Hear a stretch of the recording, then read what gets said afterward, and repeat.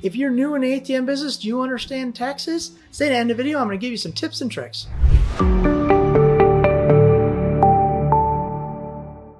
I get a lot of questions asking about different taxes. How do I pay this? What can I write off? What is this considered? So we're going to make this video to make it a little easier for you guys who are just starting out in the ATM business, and some of you seasoned veterans, maybe you didn't think of these things or how to make more money in the ATM business through some tax deductions and some better way of accounting.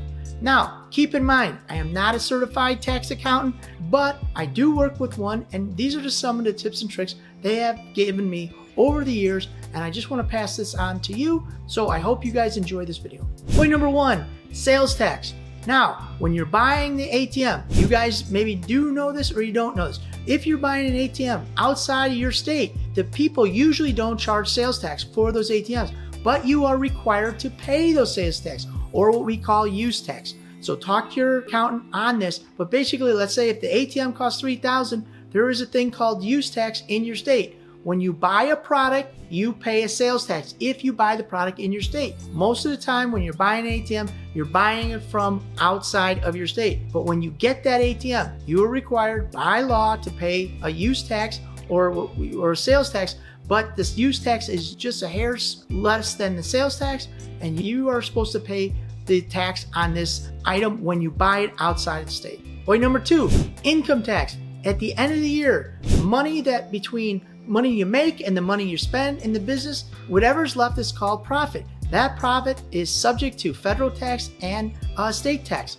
So we call that income tax. You will have to pay tax on that particular income. Now, I always recommend you guys please start a corporation, an S Corp, because now that entity is over here and whatever you make is not added to your personal income tax. A lot of you guys out there will still form an LLC and then file as a sole proprietor, and that income from your ATM business will now be added to your personal income, and that puts you a lot of times in a higher tax bracket, which we don't want to do.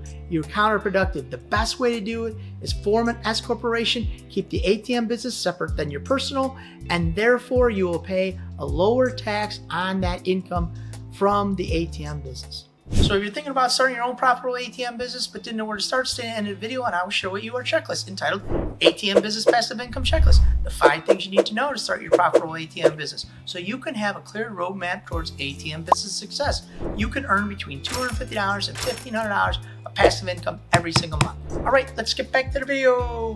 Point number 3, vault cash and surcharge. Bill, what do I consider the vault cash? I don't understand. For you guys that don't know what vault cash is the money you put into your ATMs. That money is considered an asset, should be on your balance sheet, different from your P&L or your profit and loss statement. The ATMs that you buy are also, they go on your balance sheet.